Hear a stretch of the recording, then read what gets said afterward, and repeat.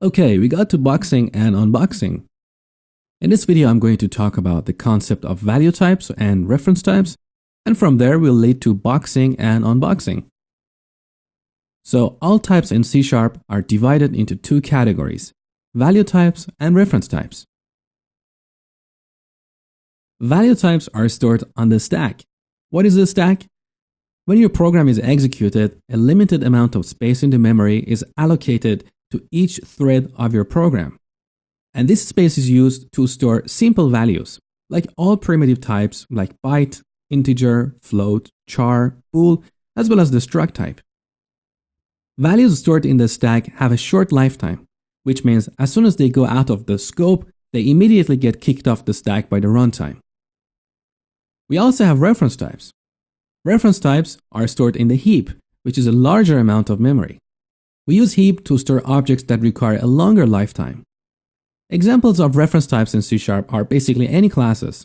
So the object class that is the parent of all classes, or the array class, or the string class, or let's say we have a custom class called dbMigrator. These are all examples of reference types. Now, why does it matter? Well, earlier in this section, we learned that an object reference can be implicitly converted to a base class reference. And here's the example I showed you. So here we create an instance of a circle class, and then we can simply assign it to a shape reference. So this object reference can be implicitly converted to its base class reference. No conversion is required. We also learned that the object class is the base of all classes in the .NET framework. So taking the last example, we can modify it to something like this. So since the object class is the base of all classes in the .NET framework, we can simply point it to any objects, and that object reference will be implicitly converted to the object reference. Now that brings us to an interesting scenario, where we put a value type on the right side of the assignment operator. And this is what we call boxing. So in a formal definition, boxing is the process of converting a value type instance to an object reference. So as an example, here I have a number that is of type integer. And since object is the base of all classes in the .NET framework, we can declare an object variable and assign it a value type, as you see here. Or a different way to write the same code is like this. We simply declare an object variable and assign it a value. What happens behind the scene is this value gets boxed by the CLR and stored in the heap instead of the stack. So let's take a look at the memory visualization. So assuming that here we have a stack and a heap, and on the stack we have a variable called number with the value of 10. Now when boxing happens, CLR creates an object in the heap and then creates a reference in the stack that points to that object. So as you see, the value is now stored in the heap along with an object reference in the stack. Unboxing is the opposite of boxing.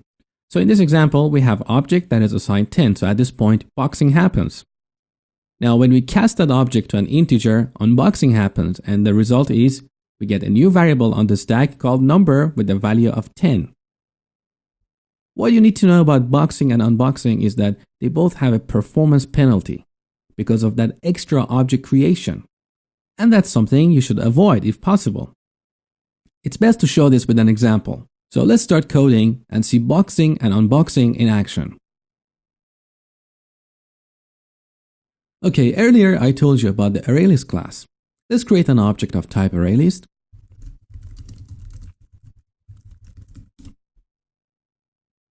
Now let's take a look at the add method. As you see, the add method takes an argument of type object, which means because the object class is the parent of all classes, we can pass any objects here. So I can pass a number here, or a string, or a date time, or anything.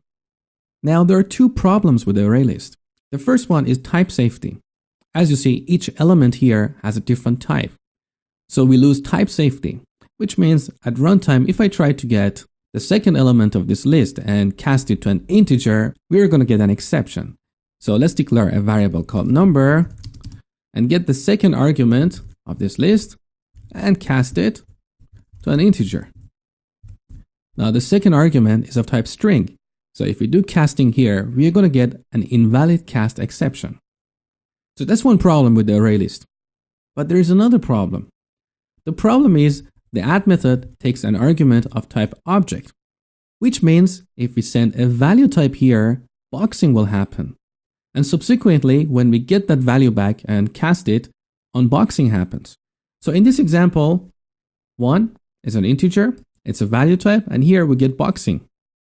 String is a reference, and in this case, boxing is not going to happen. And datetime is a structure, as you see here.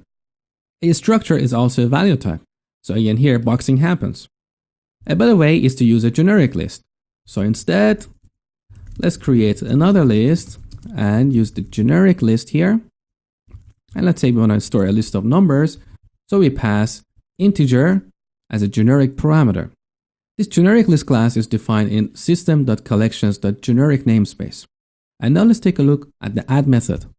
So another list.add. Look, it receives an argument of type integer as opposed to object. So we get type safety, which means every element is going to be an integer. And no boxing will happen because internally this list stores a list of integers, not a list of objects. Let me show you another example. So this time I create a list of names and I use a generic list of string. Now if you access the add method, every element is a string. Again, we have type safety and no boxing. So the lesson is, when you're working with a class, if you're calling a method and that method gets an argument of type object, be aware that if you pass a value type there, boxing is going to happen. And this has a performance penalty. It's better to use a generic implementation of that class if it exists. Well, that's pretty much all you need to know about boxing and unboxing. I hope you enjoyed this lecture and thank you for watching.